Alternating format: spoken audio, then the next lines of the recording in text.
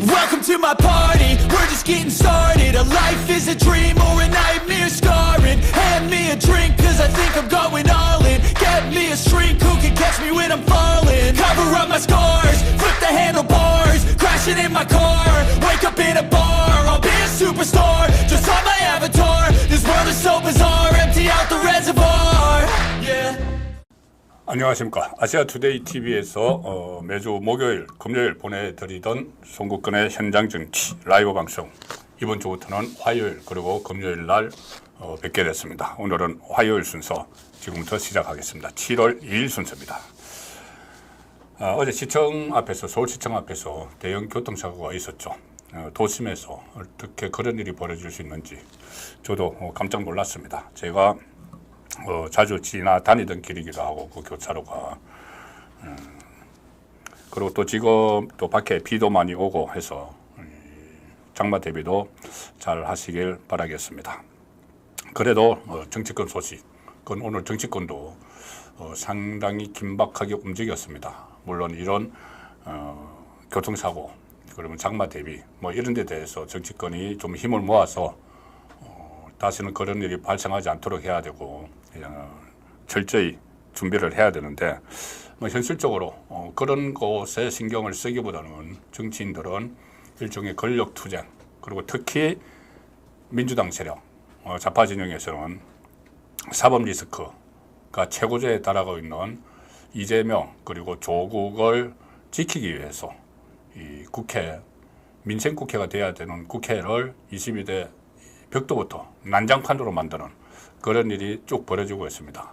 그렇지만 그게 오래 갈 것 같지가 않습니다. 지금 여러 가지 분위기로 보면은 오늘도 민주당이 실제로 검사 4명을 탄핵을 발의를 했습니다. 그러니까 이재명을 수사했던 또는 수사하고 있는 검사 4명의 직무정지를 목적으로 탄핵을 발의를 했죠. 자, 그런데 그동안 침묵하던 이원석 검찰총장이 오늘 나섰습니다. 그리고 대통령실에서도 한마디 했습니다. 물론 이원석 검찰총장 늦었죠. 늦었지만 어쨌든 이원석도 이 상황을 보고 있을 수가 없으니 이재명을 향해서 한마디를 했는데, 자, 그것이 아마 수사검사들은 이제 앞으로 눈치 보지 않고 이재명을 수사를 할 수 있는 그런 기폭제가 될 수도 있다. 그 생각에서 오늘 이 시청 포인트 한 3가지로 생각을 하시면 되겠습니다. 첫 번째 시청 포인트는 탄핵, 이재명 탄핵 좋아하다가 탄핵 역풍을 맞는데 그게 거의 쓰나미 수준입니다. 쓰나미 수준으로 탄핵 지금 역풍을 당할 우려가 있고, 오늘 검사 탄핵을 한 것이 나중에 탄핵 발의를 한 것이 나중에는 이것이 잘못된 선택이었다는 그런 뼈저린 후회를 할지도 모른다는 생각이 듭니다. 자, 그리고 관전 포인트 그거 하나, 또 하나는 역시 이재명과 관련된 이야기인데, 이재명과 민주당 오래 안 걸릴 것 같습니다. 동반몰락을 하는데 이재명과 민주당 그동안 지금까지 뭐 한 2년 동안 이재명 구속될 거다, 뭐 사법 처리될 거다, 뭐 여러 가지 뭐 구속영장 또 청구할 거다 이야기가 있었지만은 현실화되지 않았죠. 현실화되지 않았는데 지금부터는 상황이 다릅니다. 이재명 늦어도 내년 봄, 일단 1차 위기는 9월, 10월, 그리고 마지막 위기는 그 위기는 헤어나지 못할 가능성이 있습니다. 내년 봄에 나온다. 자, 이재명과 민주당의 동반몰락, 왜 그런지 나중에 객관적인 자료를 가지고 제가 그 시나리오를 그려보겠습니다. 그것이 두 번째 관전 포인트고, 세 번째는 지금 이재명뿐이 아니죠. 문재인 일가에 대해서 대대적인 수사가 벌어지고 있습니다. 문재인 본인뿐이 아니고 이 부인 김정숙, 딸 문다혜, 옛날 사위 서창호, 그리고 청와대 비서실장을 지낸 노영민, 문재인이 형이라고 불렀던 송철호 전 울산시장, 이 관련된 사람들이 지금 줄줄이 다 검찰의 수사망에 갇히고 있습니다. 한꺼번에 들어올리면 엄청난 풍어가 될 텐데, 그래서 벼랑 끝에 몰린 문재인 일가 어떻게 몰렸는지 그 부분도 이 이슈 집중 해부 시간에 살펴드리도록 하겠습니다. 먼저 오늘 제가 방송 시작하기 전에 지금 6시 4분인데 방송 시작하기 전에 몇 가지 이 속보들이 나왔습니다. 그 속보들을 아시아투데이 지면 심층 분석을 하면서 아시아투데이의 인터넷판 기사, 이 속보 기사니까 인터넷판 기사를 중심으로 설명을 드리도록 하겠습니다. 어떤 속보 내용이 나왔는지. 자, 일단 첫 번째 기사는 대통령실 기사입니다. 아시아투데이 인터넷판 기사입니다. 대통령실 이재명 수사검사 탄핵 발의에 아니 이게 민주당의 수사권 달라는 것인가 이렇게 강하게 질타를 했습니다. 민주당을 향해서 대통령실에서 질타를 한 것이죠. 오늘 4명의 그 검사에 대해서 민주당이 탄핵을 실제로 발의를 했습니다. 설마 했는데 탄핵 누구냐? 강백신, 박상용, 엄희준, 김영철 이 4사람인데 자, 강백신, 박상용, 엄희준 그러니까 강백신과 엄희준 검사는 대장동 수사를 했던 그리고 백현동 수사를 했던 검사들입니다. 그리고 박상용 검사는 대북송금 수사, 대북송금 지금 이재명이 대북송금 리스크에 걸려 있죠.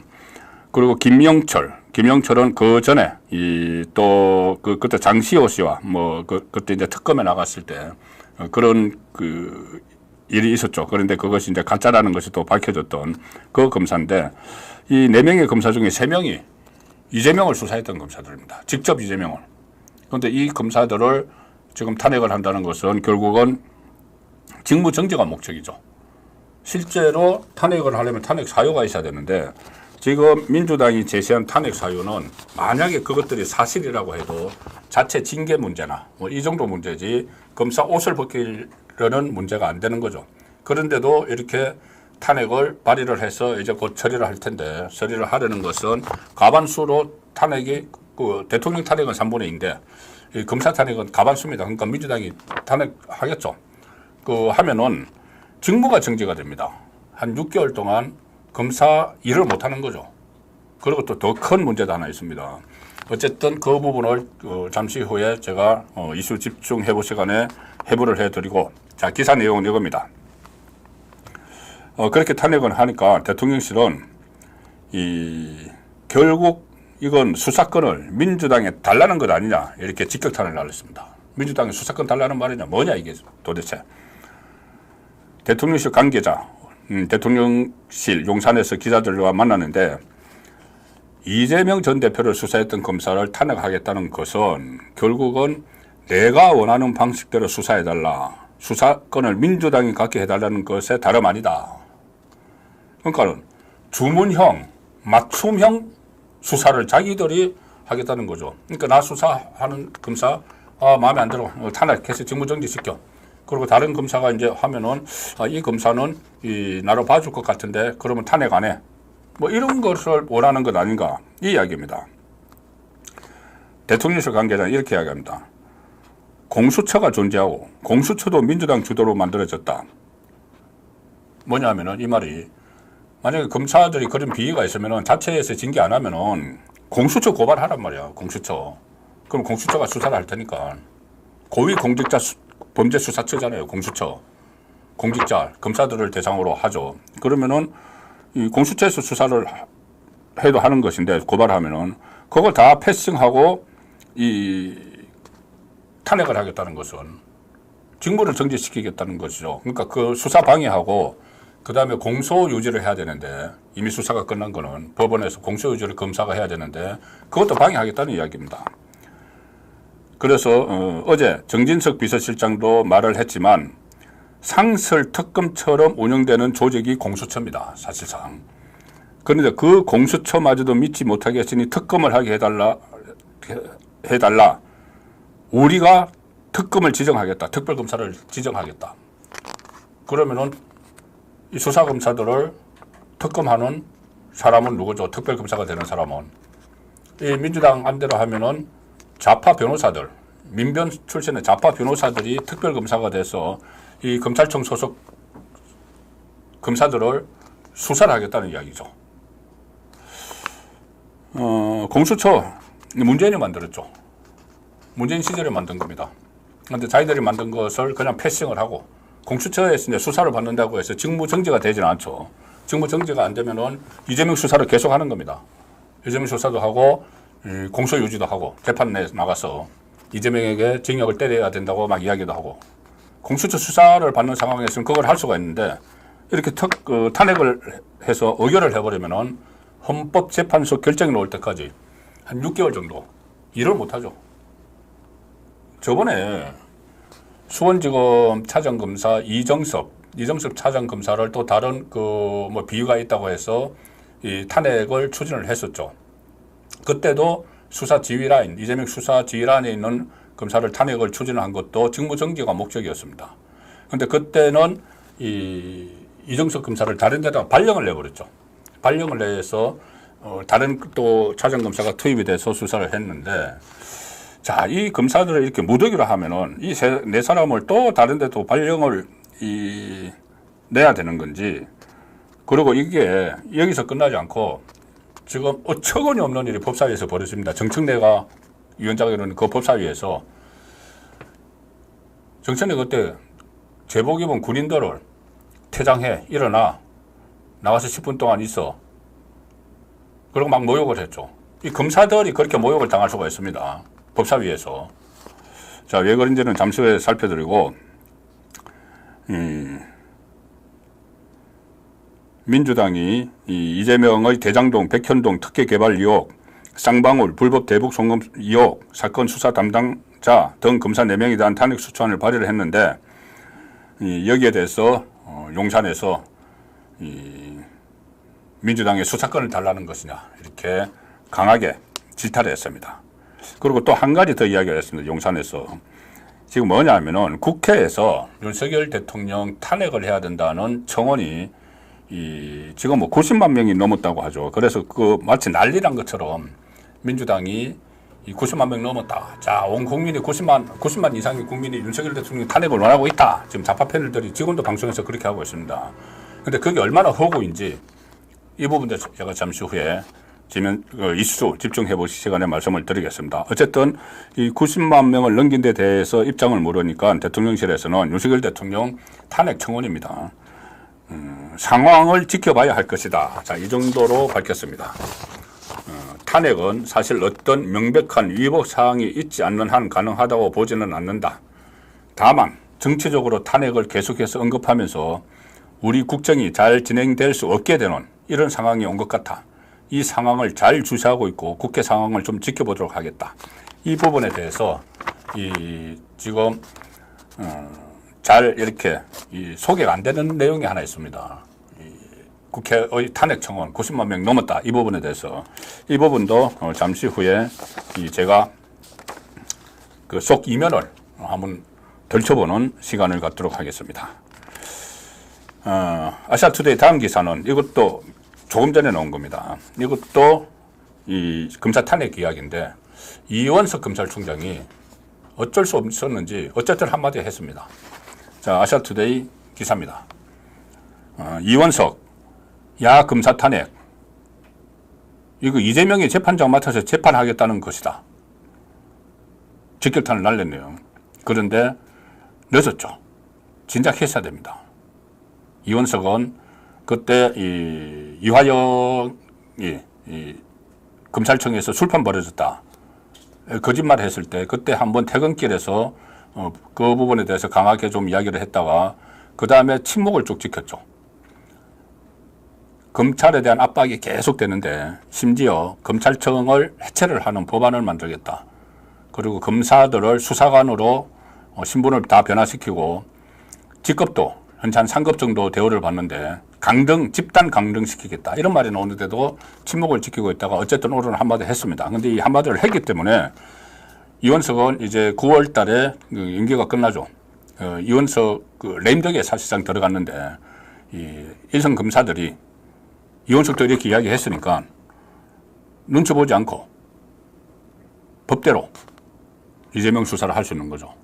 이재명과 주변 수사. 자, 이렇게 이야기했습니다. 이원석 검찰총장이 이재명 대장동 사건 수사를 담당하는 검사 등에 대한 탄핵안을 발의한 것을 두고 자기 조직이 지금 무너지는 상황이죠. 이렇게 이야기했습니다. 오늘 기자들과 만나서 검사를 급박하고 법원과 판사에게 위압을 가해서 공정한 수사와 재판이라는 형사사법제도의 근간을 무너뜨리는 것이다. 이 탄핵이. 검사 탄핵안은 우리 국민이 애써 지켜온 법치주의와 민주주의를 파괴하고 공동체의 상식을 붕괴시키는 일이다. 좀 약한 것 같죠.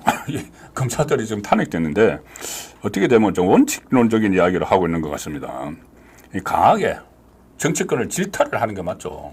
왜 정치권의 상권 분립을 훼손을 하느냐. 야당 대표 살리기야 구하기 아니냐. 법대로 처벌을 받아야 된다. 강하게 이야기를 해야 되는데 좀 원론적인 이야기를 한 것 같습니다. 근데 어쨌든 검찰총장이 뭐 이렇게까지 이야기를 했으니까 수사를 원칙대로 할 수가 있는 상황은 돼가는 겁니다. 이원석 총장은 이번 탄핵안이 위헌적이고 위법적이고 사법방해고 보복이고 방탄에 해당한다.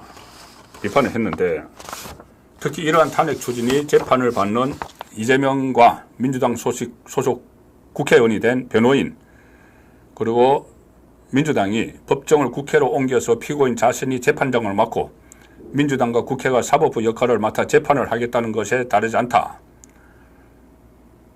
이렇게도 이야기합니다. 단지 권력자를 수사했다는 이유만으로 검사 탄핵이 현실화되면 우리는 문명사회에서 야만의 나라로 쓰러지는 것이다. 공당에서 이를 발휘할 것이라고는 상상도 못했다. 다른 법치주의가 성립된 국가에서는 해외 토픽으로 나올 것이라고 생각한다. 자, 이 정도 됐으면 정말 해외 토픽감인데 이 정도 됐으면 검찰총장이 뭔가 행동을 해야죠. 행동을 해야죠. 임기 얼마 남지 않았지만은 차라리 나를 탄핵하라 이런 이야기를 했다고 하는데 탄핵하라가 아니고 옷을 벗는 것으로 임기 9개월 남았지만은 임기 다 채우지 않고 옷을 벗는 것으로 항의 표시를 하든지 그게 파장이 있겠죠. 검찰총장 임기 얼마 남겨놓지 않았는데 이 검찰에 대해서 아주 해체를 위한 그리고 또 정치적 목적으로 검찰 조직을 와해시키려고 해서 그러면 내가 다른 방법이 없으니까 검찰총장이 다른 방법이 없으니까는 내가 책임을 지고 그것을 막아내지 못한 정치권의 이 도전을 검찰총장이 검사들이 제대로 수사할 수 있도록 방패막이가 되어줘야 되는 거죠. 바람막이가 되어줘야 됩니다. 근데 그걸 내가 못해서 탄핵까지 왔으니까 내가 사퇴하겠다. 나를 탄핵하라가 아니고 내가 왜 이원석 탄핵 안 하겠죠? 왜 그러냐면은 지금 법조계에서 나도는 소문들이 문재인에 대한 수사도 맡고 있을 뿐더러 이재명에 대한 수사, 그때 그 구속영장을 재청구해야 되는데 그 대북송금 가지고 이화영이 9년 6개월 나오고 이화영이 이재명에게 대북송금 보고했다는 그 정황도 충분히 나왔고 그리고 이재명의 방북을 위해서 이화영이 김성태에게 부탁해서 돈을 썼다. 이게 충분히 나왔다. 그 전에 이 대북송금까지 포함시켜서 구속영장을 청구를 했는데 유창원 영장판사가 기각을 해버렸죠.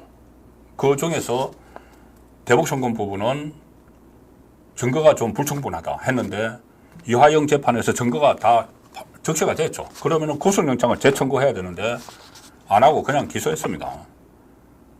그런 이원석 검찰총장이니까 민주당이 탄핵을 안 하겠죠. 자기들 강하게 수사를 한 4명의 검사는 탄핵을 하지만 수사를 강하게 세게 하지 말라고 하는 검찰총장을 왜 탄핵합니까? 탄핵 안 하겠죠. 그런데 나를 탄핵하라. 이건 현실에 맞지 않는 이야기죠. 본인이 스스로 임기 얼마 남지 않았지만 옷을 벗는 그런 모습을 보이든지 아니면은 앞으로 이 정치권이 총선 결과 이런 데 자고우면하지 않고 모든 검찰 조직이 이 법대로 주저하지 않고 수사를 강하게 할 거다라는 어떤 메시지를 던져주든지 그렇게 하는 것이 맞죠. 근데 이것을 보면은 지금 일단 좀 원론적인 이야기를 했는데, 그렇더라도 제가 조금 전에 말씀드린 대로 이원석 검찰총장 눈치 보지 않고 지금 수사를 좀 할 수 있는, 본격적으로 할 수 있는 그런 여건은 조성이 돼 간다는 의미는 있습니다. 자, 이렇게 되면은 이재명, 아무리 이재명이라도 지금 불안하고 초조할 겁니다. 지금 재판 이야기는 잠시 후에 드리겠지만은 1심 재판, 1심 판결, 구형, 1심 선고 건너오죠. 이게 저희들은 말로만 계속 지금까지 해왔는데, 이재명 사법 리스크고 뭐가 100만 원, 선거법 100만 원 이상이면 어떻게 되고, 뭐 대북 선거면 수사 그 판결이 신속히 진행이 될 것이고, 또 추가 검찰에서 수사하는 것도 하면 구속영장 청구까지 할 수 있고, 막 이런 이야기는 하지만은 현실화된 것이 하나도 없죠. 그래서 많은 분들이 실망을 하고 계시는 겁니다. 지금 2년 동안, 윤석열 정부 들어서만도 2년 동안 맨날 이재명 사법 리스크 말만 하다가 뭐 하나 놓은 게 있느냐, 이렇게 이제 많이 말씀들 하시죠. 그런데 그것은 두 가지였습니다. 하나는 이재명이 계속 이 사법 방해를 한 부분, 본인이 뭐 단식까지 막 하고 또 동원해서, 민주당 세력을 동원해서 탄핵하고 사법 방해를 한 부분 하나가 있고, 하나는 검찰과 법원에서 제대로 하지 못한 게 있죠. 검찰은 말씀드린 대로 이원석 검찰총장이 이 정치권에 대한 수사,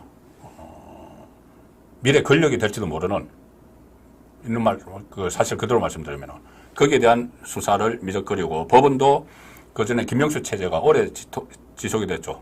재판을 폭탄 돌리게 하고, 자기가 먼저 어떤 선거를 하면은 개딸들에게 공격을 당하니까 폭탄 돌리게 하고, 이런 것들이 복합적으로 작용을 해서 이재명에 대한 아무런 조치도 나오지 않았지만, 이제 진행되는 상황이 더 이상 미룰 수가 없는 상황입니다. 그러면은 1심, 그리고 1심 전에 구형 몇 년, 징역 몇 년, 이런 말이 나오고, 실제로 1심에서 판사가 징역 몇 년, 아니면은 벌금 몇백만 원, 이렇게 때리면은 그때 상황이 달라지는 거죠. 그래서 이재명은 지금 불안하고 초조할 수밖에 없는 겁니다. 자, 아시아투데이 기사에서 그런 이재명의 불안, 초조한 기색을 엿볼 수 있는 기사를 썼습니다. 아시아투데이.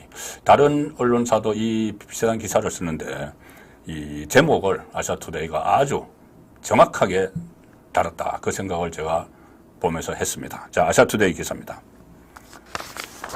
사법 리스크 압박에 심적 고통 호소한 이재명입니다. 이재명. 심적 고통. 어떤 식으로 호소를 했는가?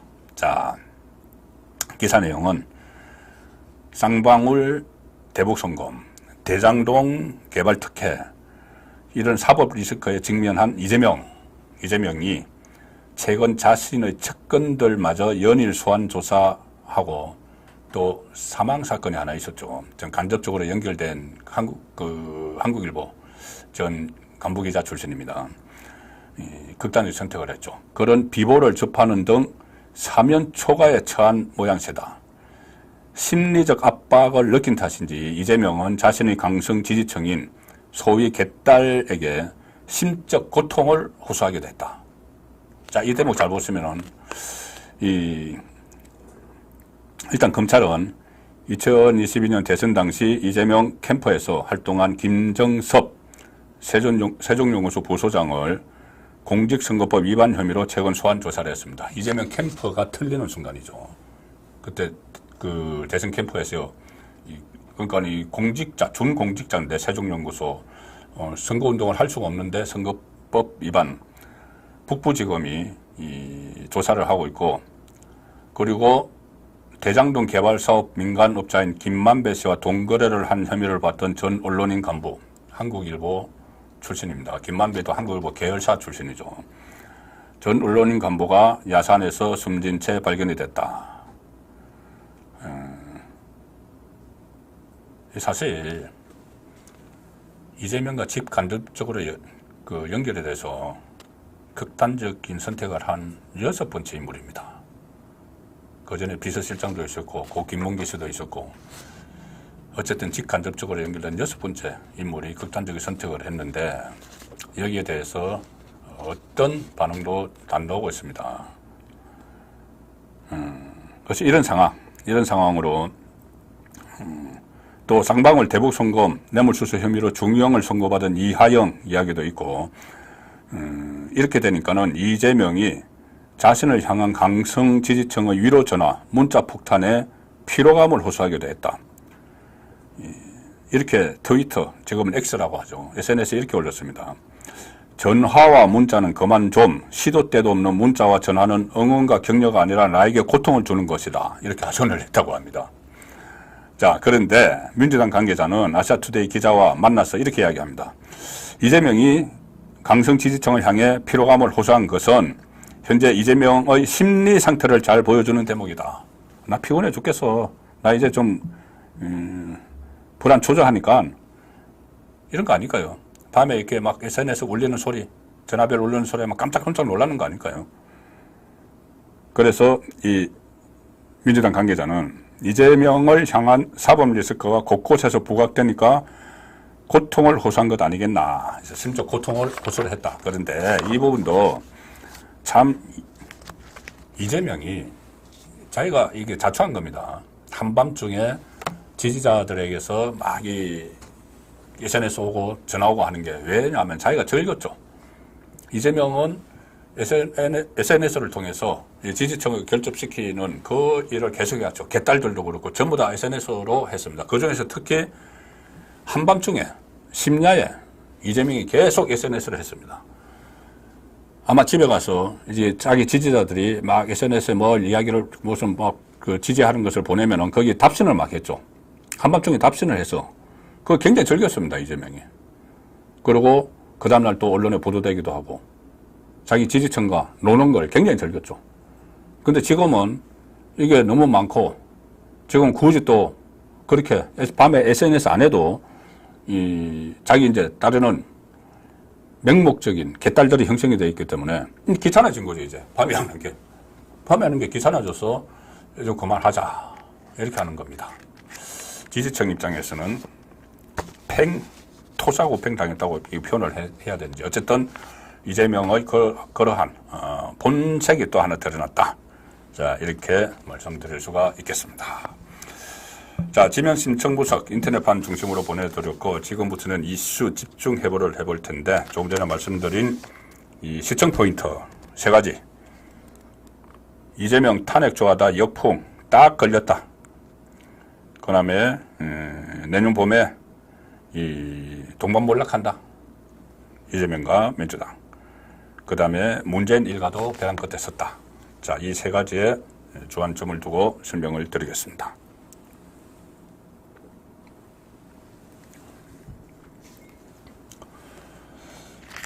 자, 그 설명 드리기 전에 흥미있는 그 보도들이 지금 하나 나왔습니다. 뭐냐면은 김만배와 신학님 지금 둘 다 구속돼 있죠. 그때 허위 인터뷰를 해가지고 뉴스타파에 대선 3일 전에 보도를 했습니다. 뉴스타파에 대선 3일 전에 보도를 했고 그 보도를 이재명이 제가 심야에 SNS 한다고 좀 전에도 말씀드렸죠. 심야에 저녁에 그 보도가 나왔는데 대선 3일 전 굉장히 바쁠 텐데 그걸 딱 캐치를 해가지고 SNS에 뿌렸습니다. 뉴스타파 내용을. SNS에 뿌렸고 어떻게 알고 있었을까요? 그 보도가 나올 걸. 그 가짜 인터뷰를 해서 한마디로 하면은 대장동 몸통 바꿔치기 가짜 인터뷰였죠. 대장동 몸통은 이재명인데 윤석열 당시 후보가 서울 그 중수부 상가장 때 무슨 조우영 대출 브로커한테 커피 한 잔 타주면서 너가 조우영이야? 가! 이러고 사건을 없애버렸다. 못 맞췄겠다. 이 가짜 뉴스, 가짜 인터뷰를 한 거죠. 그걸 이재명이 대선 3일 전에 캐치를 해서 막 뿌렸고 좌파 매체가 아무런 검증 없이 뉴스타파 기사를 그대로 옮겨서 막 전파를 했죠. 그리고 이재명은 뉴스타파 그 기사를 대선 하루 전, 바로 대선 전날 475만 명에게 문자로 발송을 합니다. 자, 제목은 그때 이재명 억울한 진실, 이래서 뉴스타파의 가짜뉴스 기사를 링크를 해서 뿌렸습니다. 475만 명. 이 비용도 엄청났을 텐데. 자, 그래서 이제 그 두 사람이 얼마 전에 구속이 됐죠. 김만배는 이제 세 번째 구속이 됐고, 신학님 전 온노련 위원장인데, 신학님도 구속이 됐습니다. 두 사람은 한국일보 계열사에서 같이 일을 했던 한국일보 계열사 노조 출신들입니다. 그래서 어쨌든 그 두 사람이 구속이 됐는데, 이걸 가지고 이 검찰에서 유동규 씨의 진술을 하나 받아냈습니다. 뭐냐면은, 그때는 이 뉴스타파에 보도하고 할 때는 유동규 씨가 지금은 그 이재명과 완전히 덤을 돌려서 이재명에 대해서 여러 가지를 이야기하고 있지만은 그 무렵, 대선 직전 무렵, 그때는 한 배를 탔습니다. 김만배와 유동규 두 사람이. 왜 한 배를 탔냐 하면은 이재명이 대통령 되면은 두 사람은 자기들 세상이 되는 거죠. 김만배는 대장동 하나도 다 묻히면서 이 성중장구 할 거고, 그 다음에 유동규 씨도 그때 그런 말까지 했습니다. 본인이 이재명이 대통령이 되면은 국정원 기조실장으로 간다, 이런 이야기까지도 했었죠. 그때는 한 배를 탔습니다. 지금 이제 완전히 갈랐었지만은. 자, 그런데 대선 3일 전에 뉴스타파에서 그런 보도가 나왔죠. 신학님과 김만배가 했던 그 가짜 뉴스. 그런데 그 다음날 대선 이틀 전에 대장동 재판이 있었는데, 그때 구속돼 있던 김만배가 재판에 나왔고 유동규 나왔고 남욱 변호사도 나왔습니다. 그 자리에서 이 유동규에게 김만배가 이런 말을 했다고 합니다. 뭐라고 했느냐? 자, 김만배가, 그러니까 대선 3일 전에 뉴스타파에서 몸통 바꿔치기 기사가 나가고 나서 김만배가 의기양양한 태도로 유동규와 남욱에게, 야, 기사 봤어? 기사 봤어? 뉴스타파. 반복해서 물어봤다. 그리고 자랑하듯이, 형이 누구야? 형이 내가 누구냐 이거지. 형이, 자기가 이제 형이라고, 김만배가 형이 누구냐? 이재명 후보가 대통령 되면 구출소에서 나는 나갈 거야. 나갈 수 있어. 이렇게 이야기를 했다고 합니다. 그 기사, 가짜 인터뷰 기사가 나가고 나서. 그래서 이것을 검찰은 김만배가 대장동 사업 책임을 이재명에서 윤석열 대통령으로 돌리기 위해서 허위 인터뷰를 하고 대선 직전 보도하도록 사전 기획한 정황이다. 본인은 지금 뭐 그런 의도가 아니라고 하지만은 딱 보도가 나오고 나서 자기 패거리들한테 의기양양하게 내가 이거 다 한 거야, 그렇게 이야기를 했다는 것이죠. 자, 여기서 이재명은 그걸 몰랐을까? 몰랐을 리가 없죠. 제가 좀 전에 말씀드린 대로 정황도 그렇고, 딱 마치 기다리고 있었다는 듯이 이 뉴스타파 가짜 보도가 나오니까 확 전파를 시켰고, 그 다음에 이 김만배가 신학님에게 책 세금값 명목으로 1억 6,500만 원을 줬죠. 그럼 자기가 억대 돈을 그렇게 쓰면서 이 가짜를 했는데, 이걸 이재명 몰래 했을까요? 이재명을 위해서 하는데 이재명에게 다 이야기를 했겠죠. 직접 이야기를 했든지 아니면은 맨날 이렇게 통하던 그 김용이나 정진상을 통해서 했든지 다 했다고 봐야 됩니다.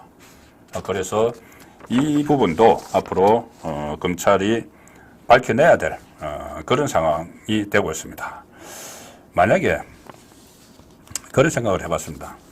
이재명이 대선에서 만약에 이겨서 대통령이 됐으면은 이 사람들이 전부 다 나라를 좌지우지했을 것이고, 윤석열 대통령이 정말 누명을 쏘고 그 기사 내용, 가짜 기사 내용대로 대장동 사건을 무마시켜줬다, 누명을 쏘고 고초를 겪지 않았을까, 그런 생각까지 듭니다. 막판에 이 판세를 바꾸기 위해서 김만배가 움직였죠. 그래서 이 부분도 몸통이, 이것은 상당히 중요한 문제입니다. 여론을 속인 거죠. 국민을 속이는 짓을 전적 언론인이라는 사람들이 한 거죠. 저도 뭐 언론인이지만 이거 정말 창피한 이야기고 국기를 흔드는 그런 이야기입니다. 매체까지 동원이 돼서 다 알면서, 그리고 그 매체가 쓴 엉터리 가짜뉴스를 확인도 안 하고 검증도 안 하고 막 또 퍼나르는 그런 좌파 성향 매체들도 있었죠. 자, 이 상황인데 이것도 이재명에게 또 사고를 칠 거지만은 제가 말씀드린 대로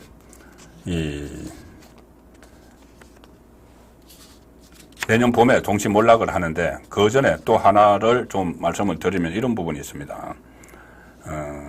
대장동, 제가 조금 전에 이제 말씀을 드렸죠. 대장동을 수사했던 검사들이 오늘 탄핵 발의가 됐는데 앞으로 어떤 일이 벌어지느냐. 제가 그 말씀을 드렸죠.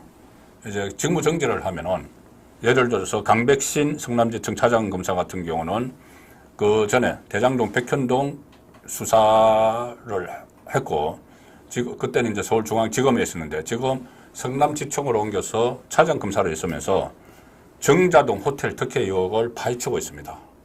이게 그동안 묵혀져 있었는데 강백신 검사가 부임을 하면서 수사가 활기를 띠고 있는 상황이죠. 그런데 강백신을 포함해서 대북송금을 이 사건을 수사를 하고 있는 박창룡 검사, 그리고 대장동 백현동 수사를 했던 검사, 이렇게 다 탄핵을 해버려서 일단은 이 직무 정지가 됩니다. 이거 만약에 땅땅 두드려 버리면은. 그래서 수사 진행과 공소 유지를 방해를 하는 거죠.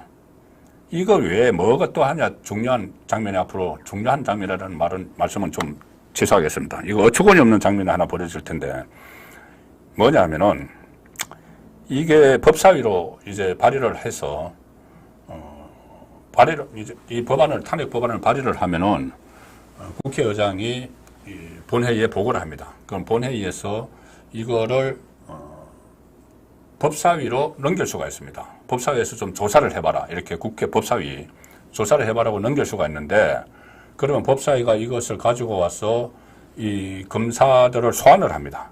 검사들을 소환을 해서 법사위에서 추궁을 하게 되는 거죠. 그런데 민주당이 이 4명의 검사를 법사위에서 한꺼번에 소환을 하는 게 아니고 한 명씩 부르겠다. 일주일에 한 명씩 부르겠다. 왜?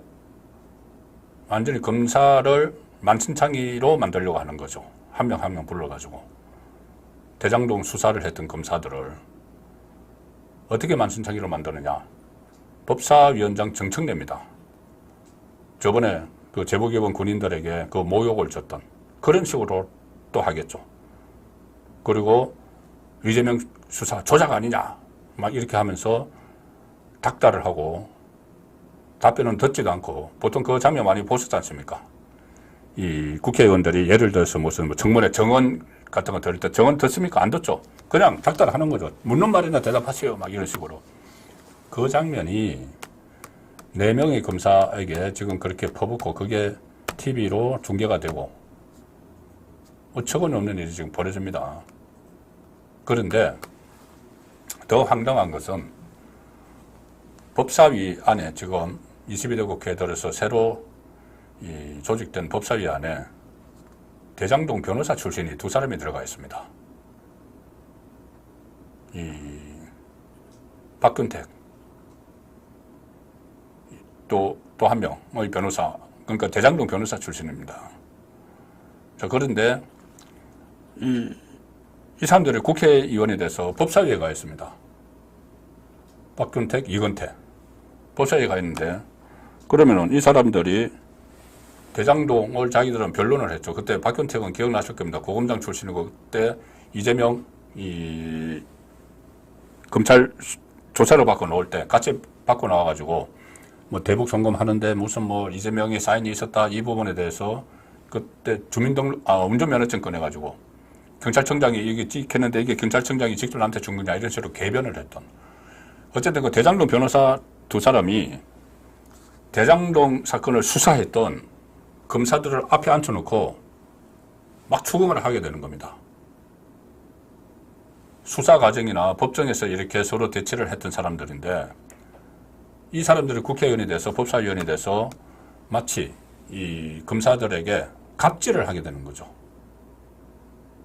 그런 상황을 지금 이재명과 그 민주당이 만들고 있는 겁니다.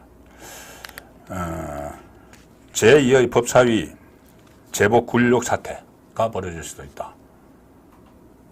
군인과 달리 이 제복을 입고 나오지는 않겠지만은 검사라는 그런 직함을 가지고 있는 현직 검사들이 이 국회에 불려가서 단지 본인들은 그 부서에 소속이 되어 있었고 이재명 사건이 그 부서에 배당이 되어 있고 수사를 그냥 법대로 했고 자 그런 건데 그 수사를 했다는 이유로 탄핵을 지금 발의를 했고 탄핵 발의를 했으니 마치 이제 무슨 뭐 피고인처럼 법사위에서 막 추궁을 하는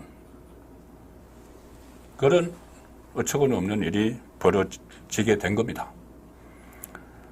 자, 이 상황까지 됐으니 이원석 검찰총장이 가만히 있을 수가 없으니까는 한마디 했지만 그 말로 끝내서는 안 되는 거죠. 이것은 검찰 조직 전체, 아니 대한민국 사법 체계를 흔드는 일이기 때문에 검찰총장으로서는 정말 직을 걸고 행동에 나서야 되는 상황입니다.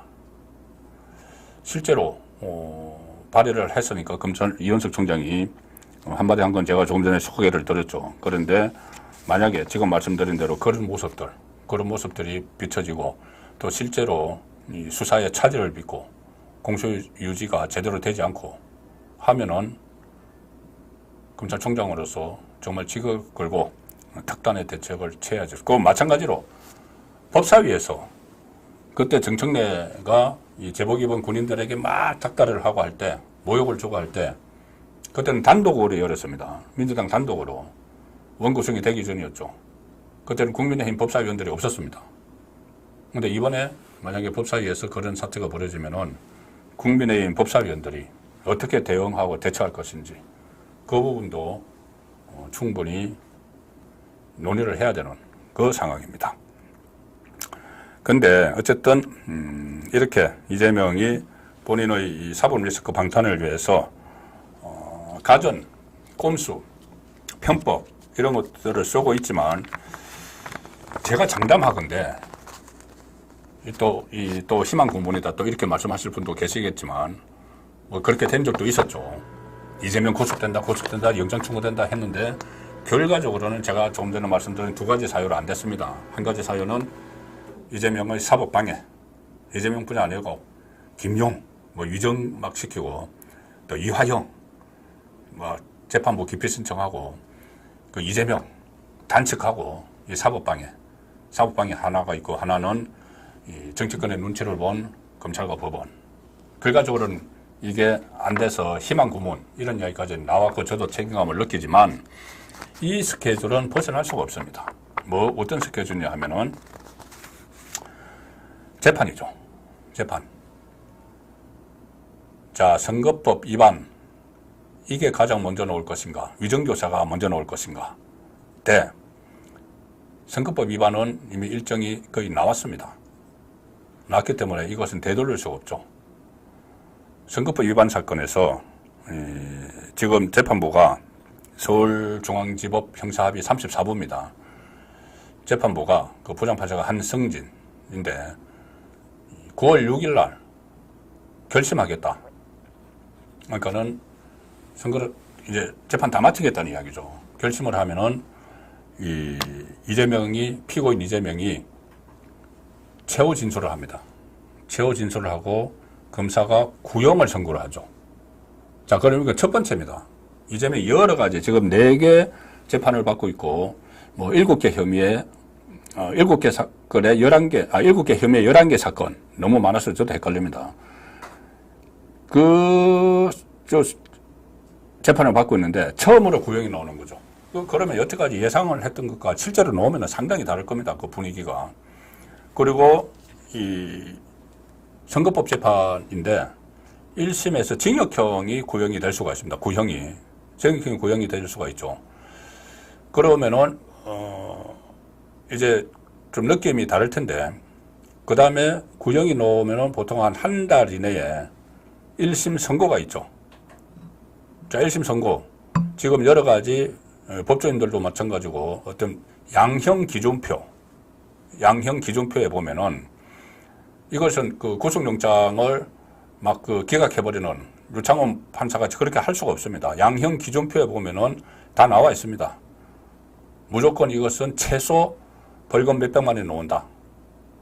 그리고 벌금 이 한승진 부장 판사가 뭐 우리법 연구회 출신이고 좀 좌파 성향이 있다고 해도 배석 판사 두 사람이 있죠. 배석 판사 두 사람이 그때 과거처럼 이렇게 그냥 부장 판사가 하라는 대로 따라가지 않는다고 합니다. 요즘 법원 분위기가. 그러면 배석 판사들이 이 중형을 때려야 된다. 그렇게 하면은 이제 서로 뭐 합의를 하든지 안 되면 나중에 뭐 투표 비슷하게 한다는데 어쨌든 벌금 100만 원 이상은 거의 이제 확실하다는 거죠. 1심에서.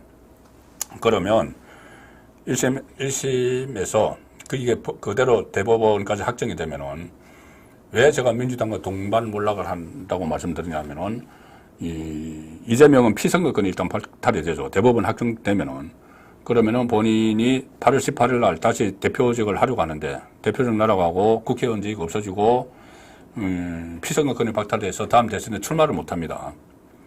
민주당은 대선 때 보존받은 434억 원을 토해내야 됩니다. 토해내는 상황이 되는 거죠. 자, 그런데 대법원 확정 판결이 돼야 되는, 확정이 나와야지 그렇게 되는 것 아닌가. 그렇죠. 그런데 왜 제가 내년 봄에 이게 다 이루어진다고 말씀을 드리느냐 하면은 이 선거법은 원래 633이죠. 1심이 6개월, 2심이 3개월, 3심이 3개월 해서 1년 안에 끝내야 됩니다. 강제 규정이죠. 그런데 강제 규정을 안 따라도 처벌할 조항이 없으니까 지금 서울중앙지법 형사 34부에서 그전에는 강규태 판사가 시간 끌다가 재판 끌다가 아예 사퇴를 해버렸죠. 사표 쓰고 나가버렸죠. 사표 쓰고 나가서 동문 커뮤니티에 글을 올려가지고 나는 이제 자유다. 얼마나 개딸들에게 시달렸으면 그렇게 하고 나갔죠. 그리고 한승진 판사가 그 부장판사가 계속 이어서 하고 있는데 지금 22개월째입니다. 22개월째. 6개월에 끝내야 되는 걸 22개월째 하다가 이제 9월 달에 그러면 정말 1년 만에 2년 만에 이게 2022년 9월 달에 시작됐으니까 딱 2년 만에 1심이 나오는 겁니다. 6개월 만에 해야 되는 거를. 자, 그러면 10월 달에 이제 1심이 나오죠.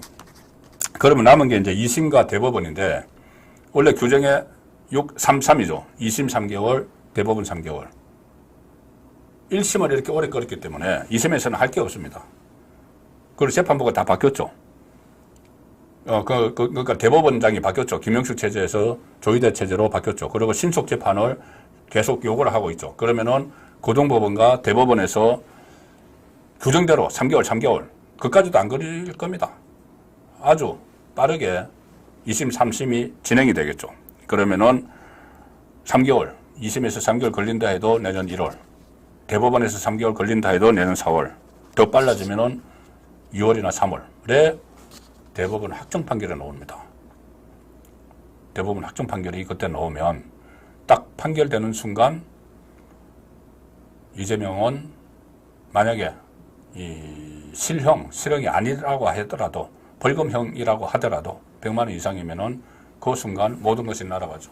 다 했습니다. 민주당은 434억 원을 토해내야 되는데 민주당 재산 지금 당사 다 팔면 한 400억 된다고 하죠. 그래서 그때 재정 파탄이 일어날 텐데 그때 이제 어떻게 될 건지 동반몰락이 되는 거죠. 물론 일부에서는 그렇게 하지 않을 수도 있다. 이 판사들이 너무 개딸들이 겁이 나서 100만 원이 아니고 한 80만 원 선에 때릴 수 있다. 양형 기준표고 뭐고 그런 말도 나오지만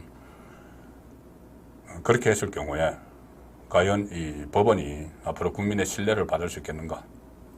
그런 문제가 하나 있고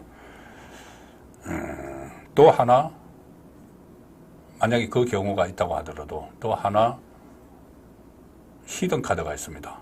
뭐냐면은 위정교사 재판이죠.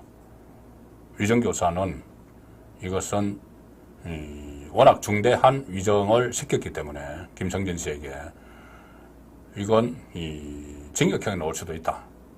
자, 그런 전망도 있습니다.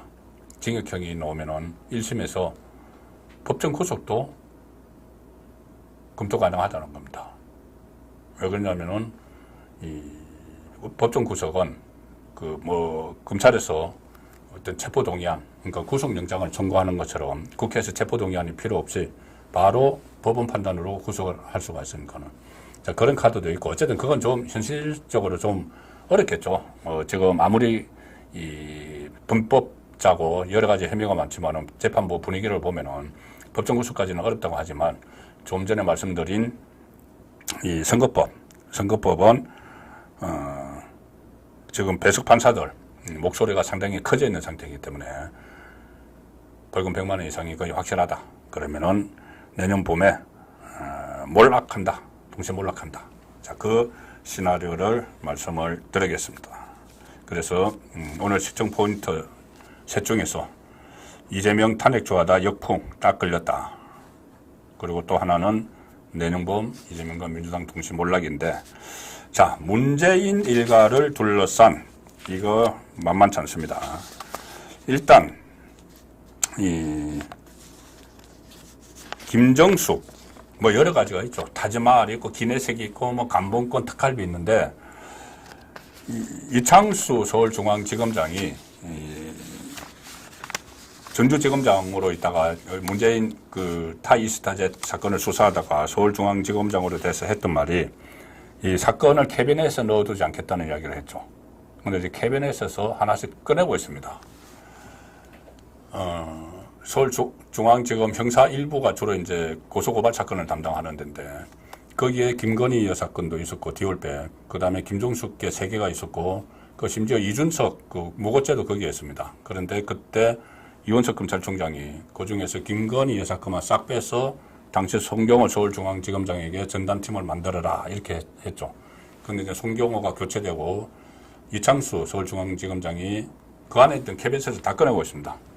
그래서 김정숙과 관련해서는 이 사건들을 형사 1부가 너무 많으니까, 사건이 많으니까 형사 2부로 넘겼는데, 형사 2부에서 본격적인 수사를 시작했습니다. 무엇을 가지고? 샤넬 자켓. 샤넬 자켓 수사를 이제 본격적으로 했는데, 샤넬 자켓은 뭐냐면은, 김정숙 씨가 2018년에 이제 문재인 현역일 때 파리를 방문했죠. 프랑스 파리에 가서 자켓, 샤넬 자켓을 대여를 받았는데, 이게 한 1,000만 원 이상 된다고 합니다. 저 자켓, 저 옷이. 근데 저 자켓에 이렇게 한글 가지고 이 무늬로 만든 겁니다. 그래서 그걸 그때 이 마크롱 이 부인을 만나서 막 자랑을 하고 있죠. 자기가 이렇게 이 샤넬 프랑스의 패션 제품이죠. 그것을 한글로 디자인을 했다. 이렇게 막 자랑을 했는데, 그 다음에 이 대여를 해서 입었다고 했죠. 그런데 나중에 보니까 이 샤넬 자켓을 그 샤넬 쪽에다가 이렇게 다시 반납을 했는지 안 했는지 모르는데, 그게 이제 논란이 되니까 샤넬에서 뭐라고 했냐면은, 그거 우리가 한국에 기증을 했다고 했습니다. 어디로 기증을 했느냐 하면은 국립한글박물관, 여기다가 한글로 도안을 했으니까 거기다 기증을 했다고 했는데, 그 기증한 것을 인천공항에서 전시를 했다고 하죠. 그런데 전시된 그 자켓하고 김정숙이 실제로 입었던 자켓이 서로 다른 거라는 게 네티즌들이 발견했죠. 그래서 기자들이 가서 확인하니까 다른 거였습니다. 그러면은 김정숙이 입었던 자켓은 어디 갔느냐? 그 샤넬 쪽에서는 그 논란이 일어나니까 사실은 또 말을 바꿨죠. 사실은 그 샤넬 자켓은 우리가 가지고 있고 김정숙에게 대여해줬던 가지고 있고, 그 한글 박물관에는 다른 제품을 보낸 거다. 뭐 이렇게 또 해명인지 변명인지를 했는데, 지금 그 샤넬 자켓을 그 샤넬 본사에 있다는 것이 확인이 안 되고 있습니다. 그래서 이것을 고발을 한 것이죠. 이 샤넬 자켓이 도대체 어디냐 사라졌다. 그 사건에 대해서 어제입니다. 김일환, 그러니까 서울중앙지검 형사 2부가 김일한 국립한글박물관장 그리고 직원들을 참고인으로 불러서 이 조사를 지금 시작을 했습니다. 그러니까는 그 실제로 입었던 그 샤넬 자켓이 어디 갔느냐. 그래서 이 샤넬 본사에서는 자기들 가지고 있다고 하지만 그거 확인이 안 됩니다. 아마 김종숙 씨의 옷장에 그대로 있을 수가 있죠. 국고로 대여를 하고 했던 것을. 자, 그래서 그것도 의혹이 지금 밝혀져야 되는 이 상황인데, 어쨌든 그것은 좀 이 국기를 흔들 만큼 그렇게 큰 문제는 아니라고 해도, 이제 그 문재인과 관련해서는 지금 여러 가지 이 수사가 진행이 되고 있습니다. 핵심적인 것만 몇 가지 말씀드려도 문재인이 얼마나 사면 초과에 몰려 있는지. 일단 그 부임 문제 있죠. 부임은 김정숙과 관련한 이 샤넬 자켓도 그렇지만 이 감봉권, 특할비, 그리고 기내식, 호화 기내식 타지마을 가면서 그런 것들, 버킷리스트 이런 것들에 대한 이제 수사가 본격적으로 진행이 됩니다. 타지마을 기내식과 관련해서는 배현진 의원을 고소를 했죠. 그럼 이제 고소인 조사도 하고 이게 어떻게 된 것인지 명예훼손으로 고소를 했는데 사실 적시에 의한 명예훼손인지 아니면은 허위사실 공표에 의한 명예훼손인지 그걸 또 수사를 해야 됩니다. 그럼 이게 진실이 밝혀질 테고 더 심각한 건 이 특할비 유용 의혹이죠.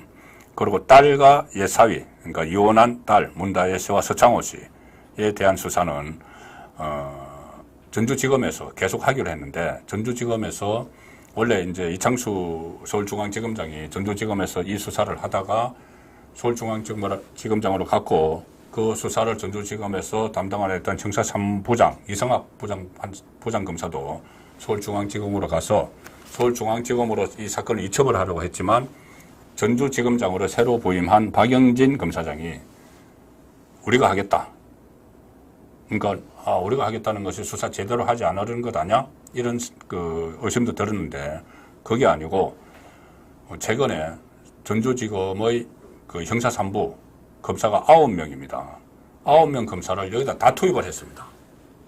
문재인 잡는데, 한마디로 하면 문재인 잡는데, 그 전에 이창수 전주지검장 시절에 이 수사를 다 해놨죠.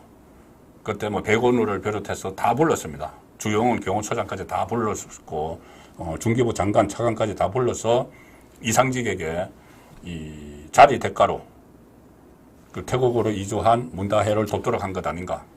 그래서 검찰에서는 한 2억 원 플러스 알파가 이상직이 문다혜에게 줬다는 건데 그거는 특가법이죠. 특가법상 제3자 뇌물죄면 아주 중형입니다. 그 사건 수사를 이제 그 문재인 밑에까지는 다 했고 이창수 전주지검장 시절에 했고 그 수사를 이어받아서 박영진 지검장이 하고 있는데 10명의 검사를 9명의 검사를 다 투입을 했기 때문에 이거 성과를 안 내면 그게 이상한 거죠. 그래서 벼랑 끝에 몰려는 셈인데 그것뿐이 아닙니다. 노영민 전 비서실장 취업 청탁 의혹 이것도 15개월 만에 수사가 진행이 됐습니다. 그때 이정건 전 민주당 사무부총장을 뭐 한국 물류 유통 그 업계 그쪽으로 취업을 시킨 건 부정청탁 이런 것들도 다 수사가 되고 있는데 재기 수사 명령 받은 울산시장 이 청와대 8개 부서가 동원된 그 사건도 지금 수사가 재개가 됐습니다. 이것들이 15개월 만에 한 1년 만에 막 수사가 재개가 되는 이유가 바로 말씀드린 이창수 중앙지검장이 캐비넷을 열기 시작한 거죠. 묵혀뒀던 사건들 캐비넷을 열고 있습니다. 그래서 문재인은 지금 벼랑 끝에 몰리는 그런 상황인데 좀 전에 얼핏 말씀드렸는데 윤석열 대통령 탄핵이 뭐 국회에서 이렇게 해서 뭐 오늘부로 90만 명이 올라갔다. 근데 이거 일단은 탄핵 청원자 자체가 좀 상당히 의심이 되는 것이 탄핵 이유가 무슨 뭐 후쿠시마 정유수 방류를 뭐 묵인했다 뭐 이런 거 과거에 뭐 계단 같은 거 이런 것들 다 하고 해서 이제 90만 명이 동의를 했다 해서 민주당에서 이거 봐라 국민 90만 명이 이거 탄핵을 하라고 하지 않느냐 막 이렇게 외칩니다. 우원식 국회의장은 또 덩달아서 서버를 더 늘려라 하고 막 부추기고 민주당 의원들이 자 이제 100만 갈 거다 막 이렇게 하는데 한 250만까지 갈 겁니다. 왜 그런가 하면은 민주당의 권리당원 개딸 권리당원이 250만 명입니다. 그렇게 가도 뭐 놀라울 것도 아니죠. 지금 이재명을 지키기 위해서 이 탄핵 하는 사람들이니까는. 근데 250만 가지 않겠지만 어쨌든 지금 뭐 90만 이거 가지고 호들갑 떨 문제가 아닙니다.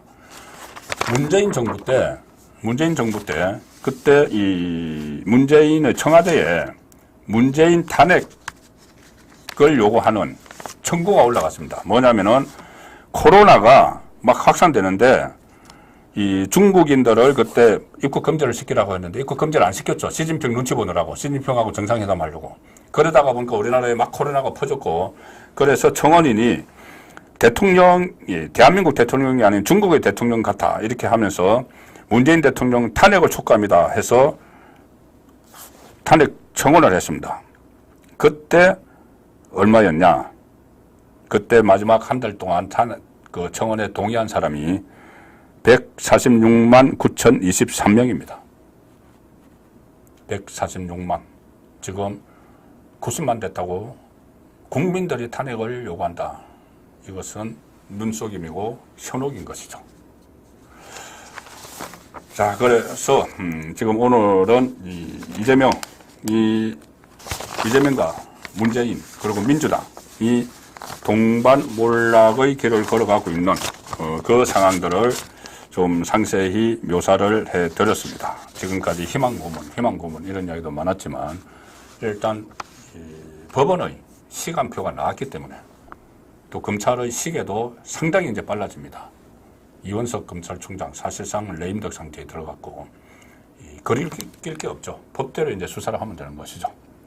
그래서 오늘은 그런 문제를 중심으로 이재명과 문재인의 사법 리스크를 본격적으로 분석을 해드렸습니다.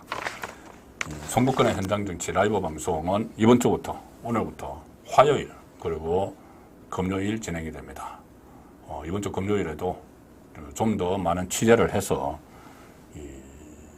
신문 기사가 나는 것도 그 행간의 뜻을 잘 살펴서 설명을 해드리도록 노력하겠습니다. 그리고 이번 주 금요일에는 2주의 베스트, 워스트 인물도 꼽는 날이죠. 자, 금요일 날 다시 뵙도록 하겠습니다. 편안한 밤 보내시기 바랍니다. 감사합니다.